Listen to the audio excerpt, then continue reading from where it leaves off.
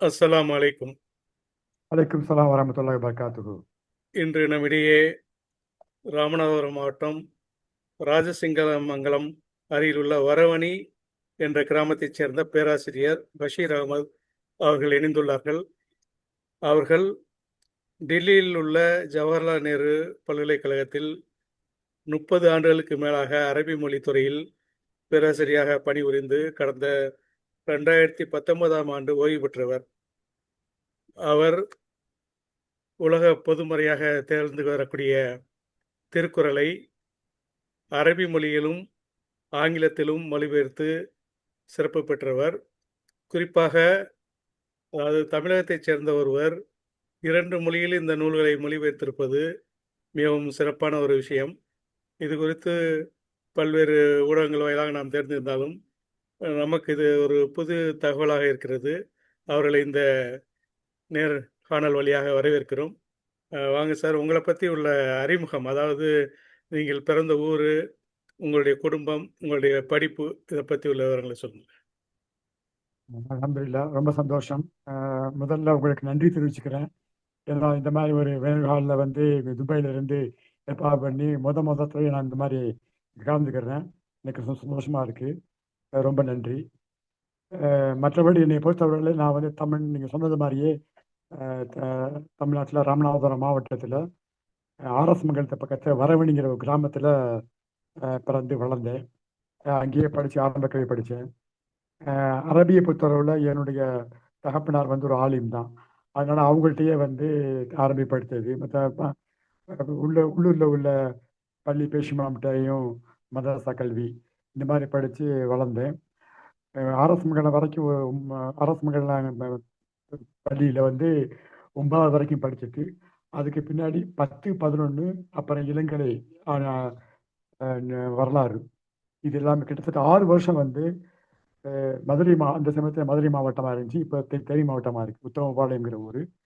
அந்த உத்தமபாளையம்ங்கிற ஊரில் வள்ளல் கருத்தராவுத்தர் அவர்கள் ஏற்படுத்திய அரபி மதரசா, அரபி உயர்நிலை பள்ளி மற்றும் கல்லூரி இவைகளில் 6 ஆண்டுகள் படித்து பட்டம் பெற்றேன். அரபியில் ஓரளவுக்கு பாண்டித்யம் பெற்று அதுக்கு பின்னாடி ஜமாலியா அரபி கல்லூரியில் வந்து ஆலிம் பட்டத்துக்காக சேர முடிஞ்சது. சேர்ந்து அங்கேயே ஆலி பட்டம் பெற்றேன்.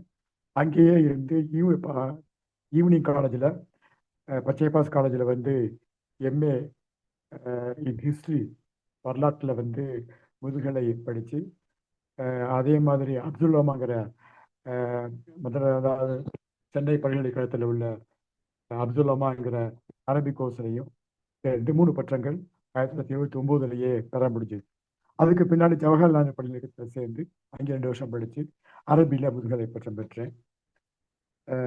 பின்னாடி பிற்காலத்தில் வந்து நான் லிபியாலாம் போய் ஒரு 3 வருஷம் வந்து பின்னாடி அப்புறம் சென்னையிலேயே வந்து எம்ஃபிலும் அதுக்கு பின்னாடி ஹைதராபாத்தில் வந்து பிஹெச்டியும் பண்ணி 1995 வந்து பிஹெச்டி பட்டம் முடித்தேன். இது எப்போ நினச்சிக்கிட்டா 1989 நான் வந்து ஜவஹர்லால் பல்கலைக்கழகத்தில் அரசியல் சேர்ந்ததுக்கு பின்னாடி இந்த ஹைதராபாத்தில் பிஹெச்டி முடித்து அதை பின்னாடி தொடர்ந்து நான் வேலையை பார்த்தேன்.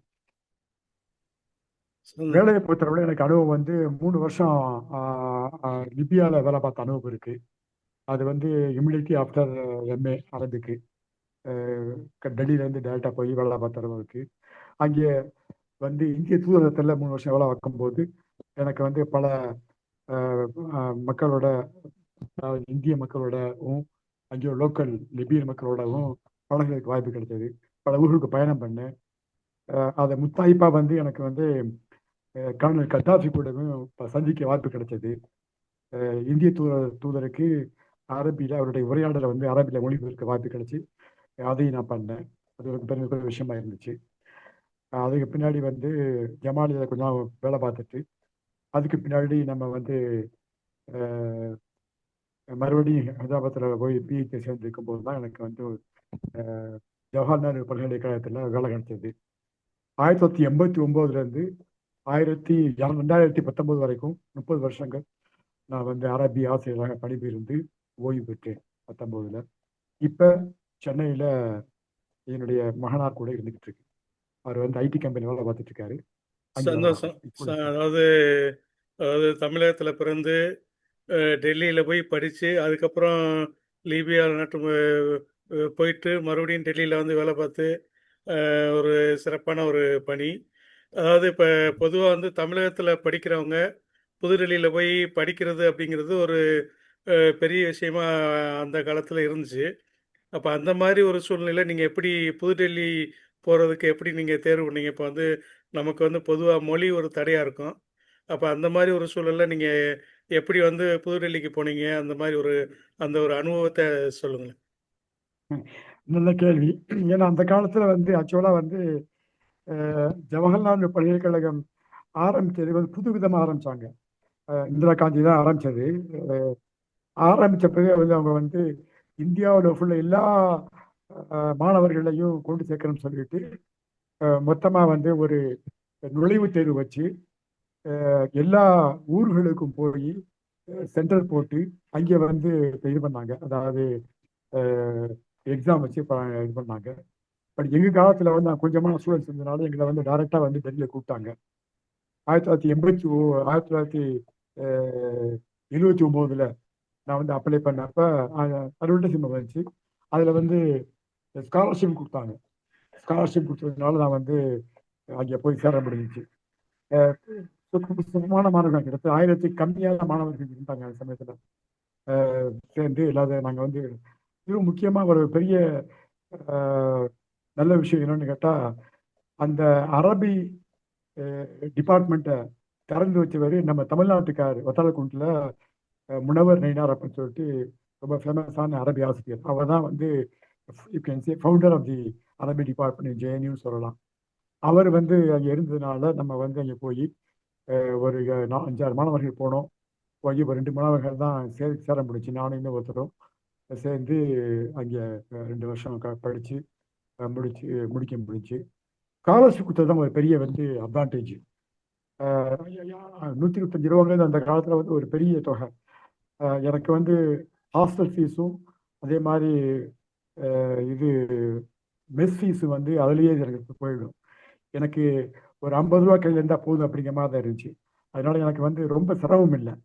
அதுக்கு காரணம் வந்து மத்திய அரசாங்கம் வந்து குறிப்பாக இந்திரா காந்தி ஆரம்பித்த இந்த ஜவஹர்லால் பல்கலைக்கழகம் எல்லா மாணவர்களையும் எல்லாவித எல்லா அதாவது பொருளாதார தட்டுகளில் இருந்த எல்லா மாணவர்களையும் ஒன்று சேர்க்கணும், எல்லா மாணவர்களும் படிக்கணும் அப்படிங்கிற ஒரு உயர் நோக்கத்தில் பண்ணதுனால நம்ம மாதிரி ஏழை மாணவர்கள் போய் சேர்ந்து படிக்க முடிஞ்சு.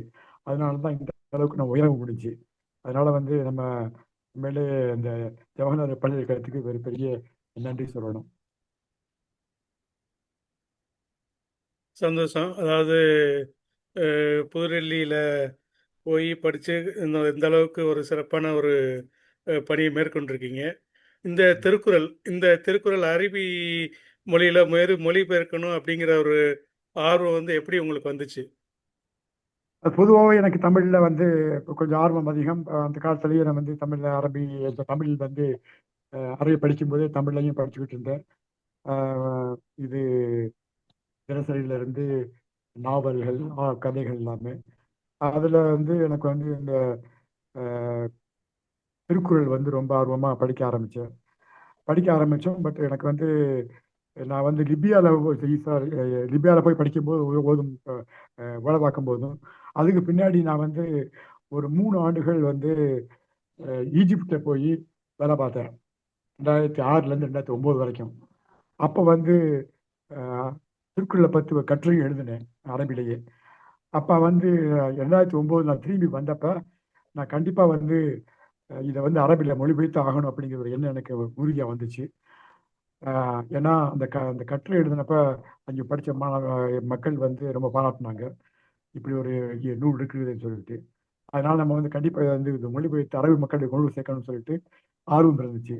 அந்த ஆர்வம் காரணமாக 2009 இங்கே central institute of classical Tamil சொல்லிட்டு, அதாவது மத்திய செம்மொழி தமிழ் ஆய்வு மையம் சென்னையில் இருக்கு. அங்கே வந்து நான் அப்ளை பண்ணேன். இந்த மாதிரி அரபியில் மொழிபெயர்க்காங்கன்னு சொல்லிட்டு அவங்க ரொம்ப வரவேற்று என்னை ஃபண்டட் ப்ராஜெக்டாக கொடுத்தாங்க. நான் 9ல் ஆரம்பித்து 12ல் தான் வந்து முடித்தேன். அது முடிச்சும் பல வித காரணங்களாக அதாவது வெளியிடாமல் போய் 2022ல் வெளியாச்சு. அதை வந்து நம்ம பிரைம் மினிஸ்டர் வந்து ரிலீஸ் பண்ணார். எங்கேன்னு கேட்டால் நம்ம இதில்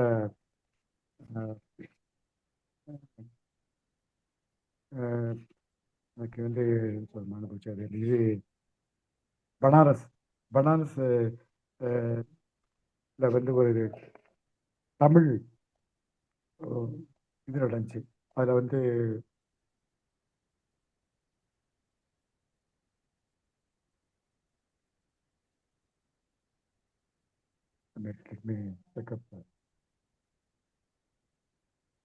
தமிழ் சங்கமம் அப்படிங்கிற ஒரு இது. தமிழ் சங்கமத்தில் தான் வந்து அவங்க வந்து 2022 நவம்பரில் வந்து வெளியாக்குனாங்க. அதுக்கு பிறகு நான் வந்து சொந்தமாக வந்து ஆங்கிலத்திலையும் மொழிபெயர்க்கலாம்னு சொல்லிட்டு மொழிபெயர்த்தேன். இதில் சிறப்பு அம்சம் என்னன்னு கேட்டிங்கன்னா, இந்த ரெண்டுலையுமே வந்து நான் கவிதை நிலையிலேயே எழுதினேன். அதாவது 1.25 வரியிலேயே அரபிலையும் இங்கிலீஷ் ரெண்டுமே வந்து மொழிபெயர்த்தது தான் என்னுடைய சிறப்பு. நல்லா ரீச் ஆச்சு. எல்லாரும் பாராட்டினாங்க. அரபி மக்கள் நிறைய பேர் வந்து ரொம்ப புகழ்ந்தாங்க. இப்படி ஒரு நூல் வந்து தமிழ் மொழியில் இருக்கிறது வந்து அவங்களுக்கு ஆச்சரியமா இருந்துச்சு. கிட்டத்தட்ட நம்ம குர்ஆனுக்கு டீச்சிங் மாதிரியும் குர்ஆனுடைய படிப்படி மாதிரி இருக்கிறது வந்து ரொம்ப அவங்களுக்கு வரவேற்கக்கூடிய விஷயமா இருந்துச்சு. இப்போ ரீசெண்டாக 2025 போன வருஷம் வந்து நான் வந்து அரபி அதாவது திருக்குறள் கப்லெட்டை அப்படி நேரடியாக அரபி கப்லெட்டாக போட்டு அதாவது அரபி குறள்கள் அதை மட்டுமே வந்து நான் வெளியாக்கினேன். அது வந்து அதை வந்து கெய்ரோவில் ஒரு அரபி அச்சகத்தில் வச்சுட்டு அங்கேயே வெளியிட்டு நம்ம இந்திய தூதருக்கும் பரிசாக கொடுத்தோம். அவர் வந்து இப்போ சமீபத்தில் ஒரு 250 குறள் 80 புத்தகங்களை வந்து போட்டு அங்கே உள்ள அரபி மக்களுக்கு எகிப்திய மக்களுக்கு பரிசாக கொடுத்தாரு. அதாவது நிறைய பேர் விளம்பினார். அது வந்து எனக்கு ஒரு பெருமையான விஷயமா இருக்கு. ரொம்ப சந்தோஷம். அதாவது என்னை பொறுத்தவரையில் இப்போ வந்து நீங்கள் வந்து திருக்குறளை வந்து அரபி மற்றும் ஆங்கிலத்தில் ஒரு தமிழர் ஒருத்தர் மொழிபெயர்த்தது நீங்கள் ஒருத்தராக தான் இருப்பீங்க அப்படிங்கிறது நம்புகிறேன். இப்போ வந்து இப்போ இந்த நூல் பரவலாக அதாவது அரபி மொழியில் மொழிபெயர்த்திருக்கீங்க. பட்டு இது அரபு நாடுகளில் கொண்டு போய் சேர்க்கறதுக்கு ஏதாவது முயற்சிகள் நடந்திருக்கா? அதை பற்றி உள்ள விவரங்களை சொல்லுங்கள். அதான் இப்போ ரீசெண்டாக வந்து நான் இதில் கெய்ரோவில் வந்து இந்திய தூதரகத்தில் கெய்ரோவில் வந்து ரீசெண்டாக என்னுடைய அரபி குறள்கள் மட்டும் உள்ள ஒரு புஸ்தகம் வந்து அங்கேயே வெளியிட்டு இந்திய தூதரகம் அதை பார்த்து அவர் வந்து 250 புத்தகங்களை வந்து அச்சிட்டு அங்கே உள்ள மக்களுக்கு கொடுத்துருக்காரு. இது வந்து நம்ம மூலமாக வந்து திருக்குறள் வந்து ரீச் ஆகிறதுக்கு ஒரு வழியாக இருந்துச்சு. என்னுடைய ஃபேஸ்புக்லேயும் என்னுடைய புத்தகத்தை பற்றி என்னுடைய நண்பர் அகமது அல் காதி, அவர் வந்து உருது பேராசிரியர் அங்கே கைரோ அல்லது யூனிவர்சிட்டியில் அவர் வந்து பேசியிருக்காரு. அது வந்து மக்கள் நிறைய பேர் பார்த்துருக்காங்க. இப்போ என்னுடைய அரபி திருக்குறள் புத்தகம் வந்து ஆன்லைன்லையும் வெளியாக்கியிருக்கு. அதாவது ஆன்லைன் யார் படிக்கிறாங்கிற மாதிரி நிறைய ஊடகங்களில் வந்து அதை வந்து வெளியிட்டிருக்காங்க. என்னுடைய நண்பர் அகமது அல் காதியை வந்து தன்னுடைய பிளாக்லையும் மற்ற அவருடைய ஃப்ரெண்ட்ஸ் பிளாக்லையும் நிறைய பேருக்கு போட்டு அனுப்பிச்சு அதை வந்து வெளியாக்கி படிக்க வச்சிருக்காரு. நிறைய பேர் இப்போ வந்து ரீச் ஆயிருக்கு. நிறையா என்னுடைய புத்தகம் வந்து அரபு மக்கள் பலருக்கு ரீச் ஆகிருக்கு அப்படிங்கிறதுல எனக்கு சந்தோஷமா இருக்கு. சந்தோஷம். அதாவது இப்போ நீங்கள் லிபியா நாட்டிலையும் இப்போ பணிபுரிஞ்சிருக்கீங்க. அப்போ அந்த நாடு எப்படிப்பட்ட நாடு? அப்போ அங்கே வந்து உள்ள இலக்கியங்களை நீங்கள் தொடர்புகள் அந்த மாதிரி எப்படி இருக்கு? அங்க இலக்கிய உலகம் எப்படி இருக்கு? அத பத்தி உங்களுடைய அனுபவம் என்ன? அதாவது நான் வந்து அங்கே போய் இந்த 1981 இருந்து 84 வரைக்கும் இருந்தேன். 3 வருஷம். எவ்வளவு கிட்டத்தட்ட இவனை பார்த்துக்குங்க. ரொம்ப ஒரு 25 30 வருஷத்துக்கு மேலே ஆச்சு இல்லையா? அது வந்து அந்த காலத்துல வந்து ரொம்ப கத்தாஃபி இருந்த காலம். அப்பதான் வந்து கத்தாஃபி வந்து அரசியல்ல வந்து பிரபலமாயிட்டு வர்றதுக்கு அப்ப அந்த காலம். அதனால வந்து மக்கள் வந்து ரொம்ப பேக்வேர்டா இருந்தாங்க. ரொம்ப பேக்வேர்டா இருந்து படிப்பறிவு இல்லாம இருந்தாங்க. அதனால வந்து அப்பெல்லாம் வந்து அஹ், இது புஸ்தகங்கள் படிக்கிறது கூட ரொம்ப ரேரா இருந்துச்சு. நான் அந்த காலத்துல என்னுடைய படிவு வந்து எம்பசரி இருந்ததுனால நான் அங்கெல்லாம் கான்சென்ட்ரேட் பண்ண படிப்பில் கான்சென்ட்ரேட் பண்ண முடியல. அதாவது புஸ்தகங்களை வாங்கி படிக்கிறதுல கான்சென்ட்ரேட் பண்ண முடியல. அதனால வந்து அந்த சமயத்துல வந்து அரபி வந்து மக்கள்கிட்ட வந்து அதாவது அஹ், மக்கள் லோக்கல் பீப்புள் வந்து இந்த ஸ்டடி அரபிக்னா கூட பெரிய அளவில் வந்து யூனிவர்சிட்டி லெவல்லாம் வந்து போகிற அளவுக்கு பெருசாக இல்லை. பெரும்பாலான மக்கள் வந்து அங்கே யூனிவர்சிட்டி லெவல் வந்து வெளிநாடு தான் போய் படித்தாங்க. இப்போ கத்தாஃபி வந்து ஃபைனான்ஸ் நிறைய ஃபைனான்ஸ் பண்ணி அவர் வந்து அனுப்பிச்சு விட்டாரு. அஹ், அதனால வந்து கல்வி தரம் வந்து ரொம்ப கம்மியாக தான் இருந்துச்சு அங்கே நான் இருக்க காலத்தில். இப்போ வந்து உயர்ந்து பயங்கரமாக இப்போ உருவாயிடுச்சு. அதனால எனக்கு வந்து அவ்வளோ ரொம்ப மதிப்பிட முடியாதது. சந்தோஷம். இப்ப வந்து நீங்க வந்து மொத்தம் எத்தனை நூல்கள் எழுதியிருக்கீங்க? நான் வந்து இதுவரைக்கும் மொத்தமாக வந்து கிட்டத்தட்ட ஒரு 16 புத்தகங்கள் அஹ், வெளியாக்கி இருக்கு. அதுல வந்து ஒரு புஸ்தகம் மட்டும் என்னுடைய பிஹெச்டி தீசிஸ். அது வந்து முக்காணத்தோட் பைன் நஹவில் அரபி இங்கிலீஷுங்கிறது, அதாவது comparison of syntax with Arabic and English. 1998 வெளியாகி அதுக்கு முன்னாடி செகண்ட் எடிஷனாக வந்து 2011 வெளியாச்சு. இதுதான் என்னுடைய ஒரிஜினல் புக்கு. மற்ற புத்தகங்கள் 15 புத்தகங்களுமே என்னுடைய மொழிபெயர்ப்புகள் தான். தமிழ்ல வந்து 7 புத்தகங்கள் வெளியாயிருக்கு. ஆங்கிலத்தில் 3 புத்தகங்கள். மற்ற அரபிக்ல வந்து 5 புத்தகங்கள் இது வரைக்கும் வெளியாயிருக்கு. இந்த தொல்காப்பியம் அது வந்து அது எப்படி அது வந்து முழுமையா இருக்கா? அது எப்படி அரபிக்ல? ஆமா, முழுமையா தொல்காப்பியம் வந்து முழுமையா வந்து அது அப்படியே எப்படி வந்து தமிழ்ல இருக்கோ அது அப்படியே வந்து அரபில மொழிபெற்று. இதுவும் வந்து மத்திய செம்மொழி தமிழ் ஆய்வு மையம் தான் எனக்கு கொடுத்தாங்க. 2 வருஷம் இதுல வந்து ப்ரொஜெக்ட்ல போட்டு இது கொடுத்து போன வருஷம் தான் வெளியாக்குனாங்க தொல்காப்பியம்.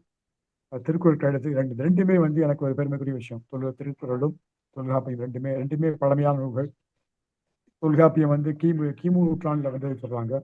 அப்ப அதுவும் நான் பண்ணது எனக்கு ஒரு பெருமையான விஷயம். சந்தோஷம். இப்ப வந்து இப்ப நீங்க படிச்ச காலத்துல விட இப்ப வந்து அரபி அரபி மொழி படிக்கக்கூடிய வாய்ப்புகள் அதிகமா இருக்கு. பட் அரபி மொழி படிச்சாலும் படிச்சு முடிச்சுட்டு வெளிய வந்ததுக்கப்புறம், அந்த படிச்சு முடிச்சவங்க அதுக்காண்டி உள்ள வேலைவாய்ப்புகள தேடுறதுல அ பல சிரமங்கள சந்திக்க வேண்டியிருக்கு. அப்ப நீங்க வந்து அரபி மொழி படிக்கிறவங்களுக்கு நீங்க என்ன விதமான அறிவுரை சொல்ல விரும்புறீங்க? நல்ல கொஸ்டின். அதாவது இது வந்து என்னன்னு கேட்டீங்கன்னா, எந்த ஒரு படிப்புமே வந்து மொத்தமா கான்சன்ட்ரேட் பண்ணி முழு மூச்சுட படிக்கணும். எந்த படிப்புமே அது அரபி ஒண்ணுதான். நம்ம தமிழ்நாட்டை பொறுத்தவரையில் அரபியை வந்து படிக்கிறாங்க நிறைய வந்து இப்ப பிரைவேட் காலேஜஸும் எய்டட் காலேஜஸும் இஸ்லாமிய காலேஜ் கல்லூரிகள் வந்து மற்ற மதரசாக்கள் எல்லாமே வந்து அரபியை வந்து படிக்கிறாங்க. பட் கல்லூரிகள்லையும் பள்ளிகள்லையும் அவங்களுடைய நோக்கம் என்னவா இருக்குன்னா பாஸ் பண்றதா நோக்கமா இருக்கு. அரபி மொழியா படிக்கணும், மொழியை வந்து கற்றுத்தரணும், அதுல திறமை வளர்க்கணுங்கிற நோக்கம் வந்து இங்க உள்ள மாணவர்கள் கம்மியா இருக்கு. அதுல வந்து கான்சன்ட்ரேட் பண்ணி நல்லா படிச்சு முன்னேறி, ஏன்னா இப்ப வந்து காம்படிட்டிவ் வேர்ல்டு இஸ் காம்படிட்டிவ். அப்ப அந்த காம்படிட்டிவ் வேர்ல்ட்ல நம்ம வந்து வெற்றி பெறணும்னு சொன்னா நல்ல திறமையை வளர்த்துக்கணும். திறமையை வளர்க்க பல பல வகையான சான்ஸுகள், வாய்ப்புகள் இருக்கு. அது எல்லாத்தையும் பயன்படுத்தணும். டெக்னாலஜி ரொம்ப வளர்ந்து போச்சு. அது மூலமா நம்ம வந்து என்ன செய்யலாம், சீக்கிரமா கத்துக்கிட்டு முக்கியமா வந்து மொழியை பொறுத்தவரையில ப்ராக்டிஸ் பண்ணணும். அதான் முக்கியம். லாங்குவேஜ் வந்து ஒன்லி த்ரூ ப்ராக்டிஸ். அதனால வந்து மொழியை வந்து பேசணும். நம்ம தமிழ் மக்கள் மக்கள் வந்து பேச மாட்டேங்கிறாங்க. அதான் ஒரு பெரிய டிராபேக்கு. இப்போ இப்போ இதில் ஜவஹர்லால் பல்கலைக்கழகத்தில் தமிழ் மாணவர்கள் வந்து அரபியில் சேர்றது, அரபி பேசுறது ரொம்ப கம்மியாக இருக்கு. மற்ற பாடங்களில் தமிழ் மக்கள் ரொம்ப நல்லா சேர்றாங்க, திறமையாக வர்றாங்க. பட் தமிழ் அரபியல் பாடத்தில் வந்து ரொம்ப ரேராக, ரொம்ப ரொம்ப சமோட் நீள் சொல்லலாம். அந்த அளவுக்கு காரணம் என்னன்னு கேட்டால், அவங்களால வந்து காம்படிட்டிவ் எக்ஸாமில், நுழைவுத் தேர்வில் அவங்க வந்து வெற்றி பெற முடியல. அதே மாதிரி நுழைவுத் தேர்வு இப்போ வந்து நுழைவுத் தேர்வு இருக்குது, அதுக்கு பின்னாடி நேர்காணல் இருக்குது. ரெண்டுலேயுமே வந்து அவங்க சக்ஸஸ் ஆகணும். அதுக்கு வந்து என்ன செய்யணும்னு கேட்டால், அவங்க வந்து அரபி மொழியை வந்து எழுதவும் படிக்கவும் அது பேசவும் அவங்க வந்து வளர்த்துக்கிறணும். இது வளர்த்தாவே நல்லா முன்னேறலாம். அரபிக்கு எந்த காலத்திலையுமே அரபிக்கு வந்து கண்டிப்பாக வந்து வேலை வாய்ப்புகள் இருக்கு. அதை மனசுல கொண்டுகிட்டு அவங்க வந்து அரபி வந்து குரானிக் மொழி, அது பரக்கத்து இருக்கு. அதை மனதில் கொண்டு மாணவர்கள் படித்தார்கள் என்றால், ஆசிரியர்கள் அந்த மாதிரியே மாணவர்கள் ஊக்குவித்து படிக்க வச்சாங்கன்னா, எதிர்காலம் வந்து தமிழ் மாணவர்களுக்கு ரொம்ப சிறப்பாக அமையுங்கிறது என்னுடைய நம்பிக்கை. சந்தோஷம். இப்போ நீங்கள் புத்தகங்கள் ஒரு 16 புத்தகங்கள் வரை எழுதியிருக்கீங்க. நீங்கள் எழுதின ம். புத்தகங்களுக்கு விருதுகள், கௌரவங்கள் எதுவும் கிடைச்சிருக்கா? அரசாங்க விருதுகள் எதுவும் கிடைச்சிருக்கா? அதை பற்றி உள்ள விவரங்கள் சொல்லுங்க. இல்லை, நான் வந்து ஆக்சுவலாக முயற்சி பண்ணல. நான் வந்து என்னுடைய ஜமாலி அரபி கல்லூரி வந்து அவங்க வந்து லைஃப் அச்சீவ்மெண்ட் அவார்டு ஒன்று கொடுத்தாங்க. அதுக்கு பின்னாடி என்னுடைய கல்லூரி ஹாஜி கேத்ரா ரவுஜா கல்லூரி வந்து அவங்க வந்து இந்த திருக்குறள் மொழிபெயர்த்து 2 மொழி மொழிபெயர்த்ததுக்காக வேண்டி எனக்கு ஒரு மெடல் கொடுத்தாங்க. அப்புறம் நாகர்கோயிலில் ஒரு குரலகம் சொல்லிட்டு ஒரு நிறுவனம், அது வந்து என்னை கூப்பிட்டு ஒரு மெடல் கொடுத்தாங்க. பொன்னாடை போட்டு கௌரவிச்சாங்க. இதுதான் என்னுடைய தமிழ், அதாவது என்னுடைய பணிக்கும் திருக்குறள் பணிக்கும் கிடைத்த வெகுமதின்னு நான் கருதுறேன். நிறைவா உங்களுடைய கருத்துக்களை சொன்னீங்கன்னா நம்ம நிறைவு செய்யலாம். உண்மையில உங்களுக்கு நன்றி. இந்த மாதிரி ஒரு எண்ணம் வந்து உங்களுக்கு நிறைய நேர்காணல் பண்ணி இதை மக்கள் கொண்டு சேர்க்கணும் அப்படின்னு சொல்லிட்டு, அதாவது உங்க மூலமா வந்து அரபி கத்துக்கிறதுக்கும் இந்த திருக்குறளை படிக்கிறதுக்கும் மக்கள் வந்து ஆர்வம் விட்டாங்கன்னா நல்லா இருக்கும். அங்கே உள்ள தமிழ் மக்கள் திருக்குறள் அரபியை வந்து கொண்டு சேர்க்கறதுக்கு எனக்கு வந்து ஒரு உதவி செஞ்சார்கள் நல்லா இருக்கும்.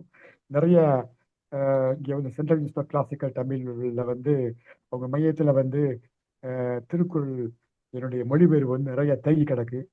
அந்த மொழி நூல்களை வந்து அங்கே உள்ள அரபு நாடுகளில் உள்ள கல்லூரிகள்லையும் பல்கலைக்கழகங்களையும் கொண்டு சேர்க்கணும்னு ஆசைப்படுறேன். அதுக்கு அரபி அரபி நாட்டில் உள்ள தமிழ் மக்கள் உதவி செய்தார்கள் நல்லா இருக்கும்னு நான் நம்புகிறேன். என்னுடைய வேண்டுகோள் தான். சிறப்பு. அதாவது உங்களுடைய இந்த நேர்காணலுக்கு நீங்கள் நேரம் கொடுத்து உங்களை பற்றி உள்ள தகவலை பொதுமக்களுக்கு, மக்களுக்கு சென்று சேரக்கூடிய ஒரு வாய்ப்பை வழங்கியமைக்கு மிக்க நன்றி. மீண்டும் ஒரு நிகழ்வில் சந்திப்போம். அஸ்ஸலாமு அலைக்கும். அலைக்கும் சலாம் வரஹ்மத்துல்லாஹி வபரகாத்துஹு. ரொம்ப